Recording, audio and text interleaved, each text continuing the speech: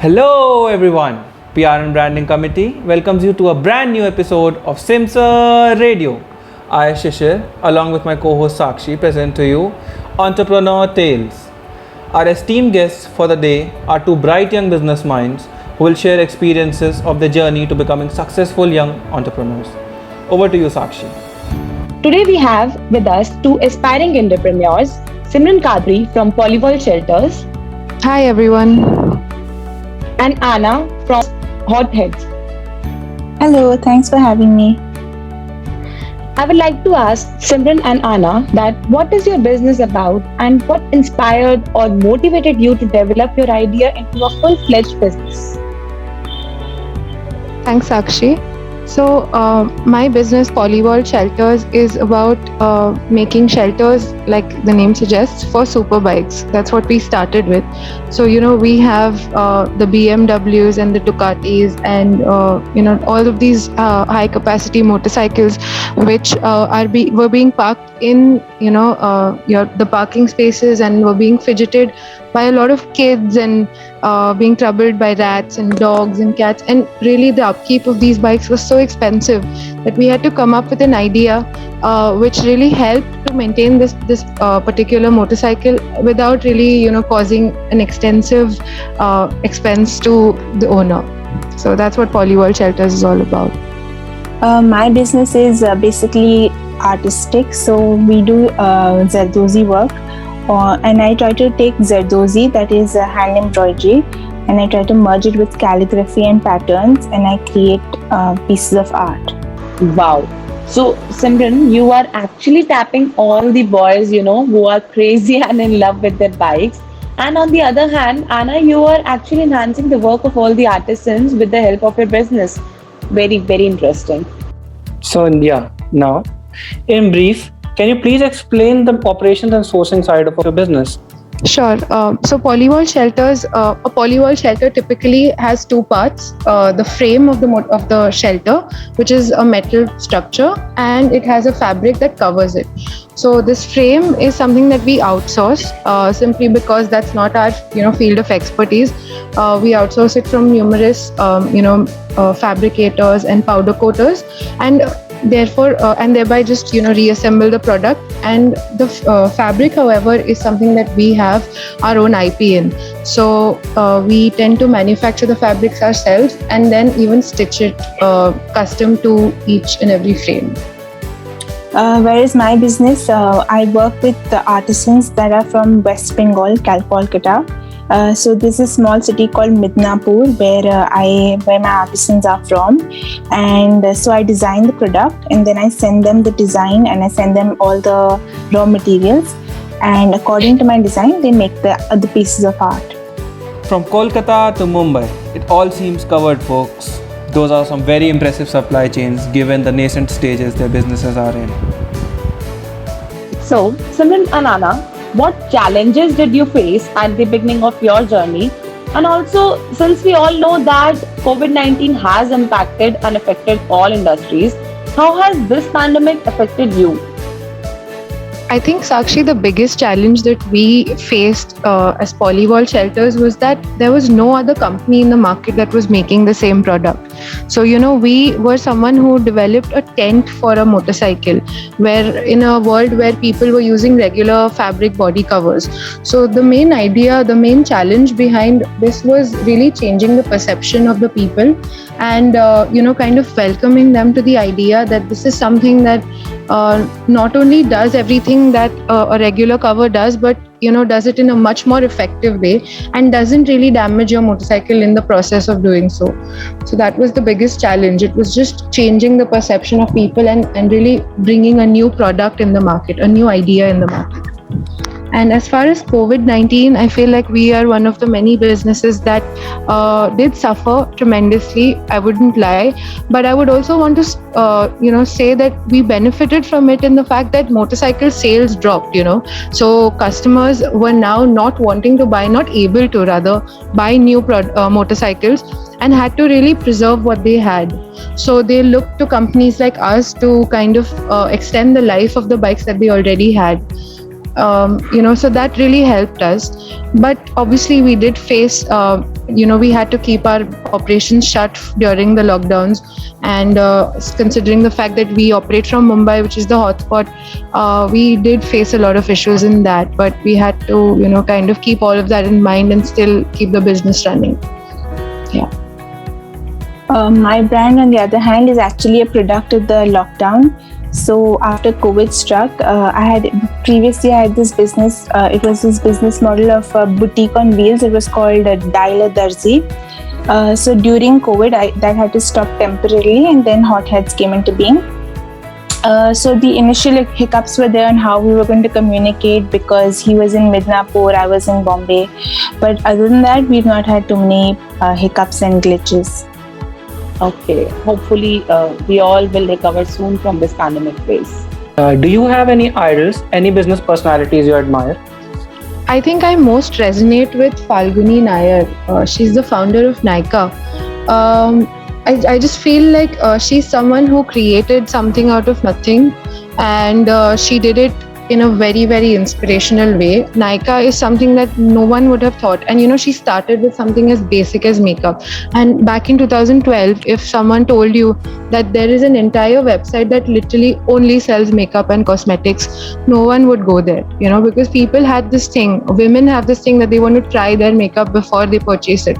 And I most resonate with her simply because she created an idea which was not which wasn't existent, and made something huge out of it. So Nykaa is now looking at its own IPO, which is insane. And it really resonates with the idea of Polyvault. Like I said, we created an idea which wasn't there in the market. We created a product that people had to accept, and we really had to change the perception of people.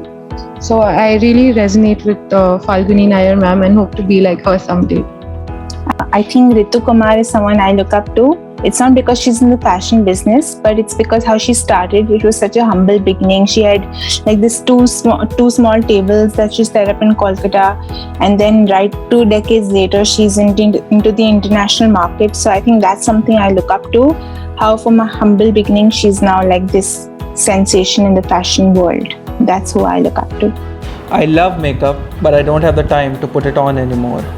That is a quote by Falguni Nayar, the founder of Nykaa. And it just shows us the dedication and effort these people put in to their businesses. Indeed, an inspiration to us all. Please correct me if I'm wrong, but I think at this point we can say that the journey of MBA is not an easy one. So how do you guys manage your time with your business and with MBA studies? That's a very good question, Sakshi. I'm sure Rana here will agree that it is a struggle. But obviously, both are equally important. We can't let either of them fail or even suffer in any way. So it was very important for us to kind of get in some help. We employed a couple of people. We have interns handling different operations for us. So ideally, my input is in the planning and decision making, and I'm really just there to supervise the interns and to supervise the executives. And we really had to accept the fact that we're not going to be able to do everything, and we aren't robots at the end of the day, and that we will need help, and we did employ help. So that really helped balance it out. But again, there are days where we have sleepless nights and just multiple cups of coffee, but it's going good. So actually my product is a luxury product, so I don't have to produce in quantity. So for me, it's about the designing part is actually very therapeutic. So I find comfort in designing something new and getting it in the creativity to the manufacturing stage. I find that very therapeutic. And because it's a luxury, not a FMCG, so then I don't have to make lots of quantities. So I could so I manage work and studies together. And you know what, to be fair, this is what most MBA candidates, including myself, wanted to hear. Well. I have certainly had a hard time keeping up with the ravines of knowledge that has been flowing throughout this session. And on that note, I have another interesting question, and this one is of specific interest to me. So how did you people come up with a name for your business? It's a funny story actually.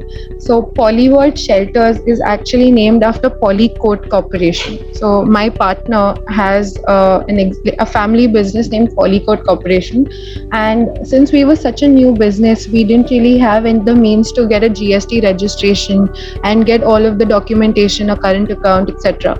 So to kind of just hide under that banner, we had to incorporate the name, the term Poly in our name to kind of use the same bills. So that's why we came up with Polyvault, just to go under Polycode. And it was really out of necessity because we didn't have the means to, like I said, we didn't have the means to get the documentation done. But eventually we chose to stick with it because people really resonated with the name, and it just worked out for us. Yeah. Mine was, I was going through Instagram and I saw something about this hair care mask that was Hot Heads, and it was HOT hot. And then I just it just popped into my head that I could change the hot and make it HAUTE, which is high class in the fashion world. And then Hot Heads was born, HAUTE hot. Well, what's in a name, they said. But after listening to those stories, it's truly staggering how much attention to detail you people put in. So I have one question, and I think this one should come direct from your heart. How did you actually feel, after getting your first order? I think, Sakshi, the feeling that we got then, 4 years back, is something that I feel every single time a new order is placed. Simply because you feel like a parent, and you feel like the product is your child, and that product is being accepted. So it's like your child succeeding. It's like watching your child succeed. So the kind of pride and the kind of joy and satisfaction that you get is just, I really cannot put it to words. And I'm sure Anna here will agree with what I'm saying. It's really an unmatched feeling, and it just makes you feel like you've created something and the world is accepting it and really paying for it. So you can understand that they really want to have it. So yeah. That's exactly my answer. I was going to say the same thing, that every time you get an order and you fulfill it, the satisfaction is the same like it was during the first order. Yeah, that's actually very inspiring, Better than 3 hours too soon than a minute too late. That is William Shakespeare for you. In retrospect, we all think about the things we could have changed, and a lot of what ifs go unanswered. So keeping that in mind, is there anything you people might have done differently when starting out on your business journey? Definitely. I mean, a lot of things. So I started my business when I was just 17, and really it wasn't a business for me back then. It was just a hobby, and it was something that I created for myself, which I saw has a demand, and people wanted to purchase it. So I started selling it. But I do feel like data is a very powerful tool that we have today. And that's something young entrepreneurs should really capitalize on. When it comes to market research and stuff like that, we have this tendency of making decisions instinctively, which is something that MBA has taught me to do otherwise. I feel like your decisions should be very calculated, and really you have the means to do that. You have the means to analyze trends in the market. You have the means to analyze when the market is up, when the people are actually willing to purchase, what colors they want, what sizes, what brands are available, and which brands you need to cater to, which brands you need to ignore. So really data is my answer. That is something that I would data analysis is my answer, and that is something that I would do differently if I could back then, if I had the means to it, and the databases that we have access to now. So that's something that I feel like all entrepreneurs should really use and really capitalize.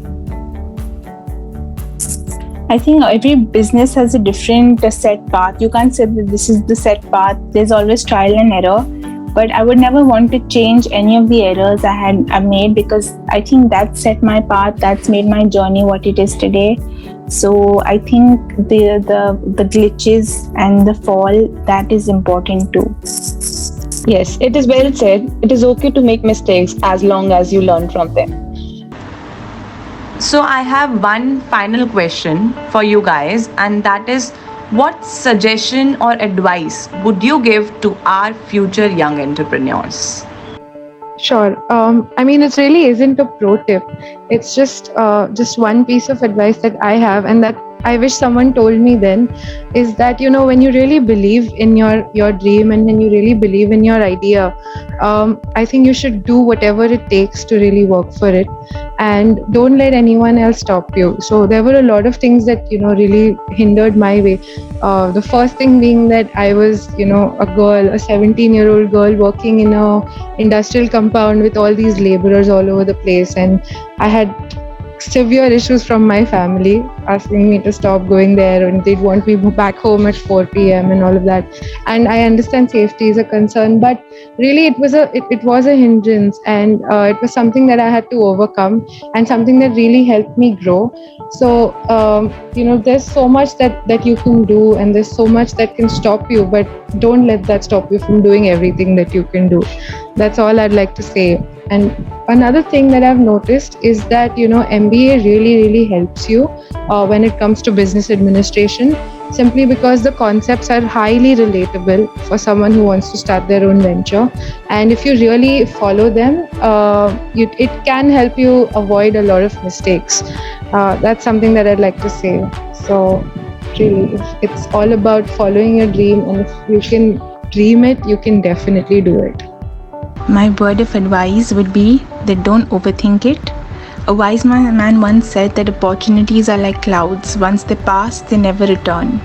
Therefore, make use of good opportunities.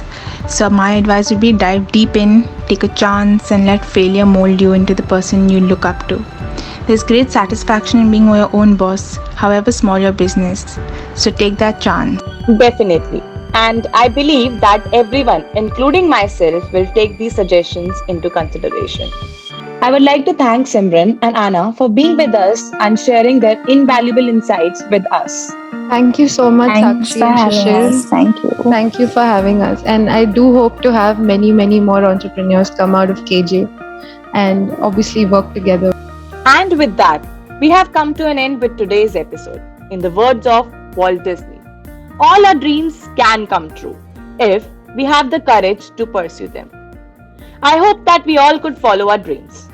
Thank you for tuning in. This is Simsa Radio signing off.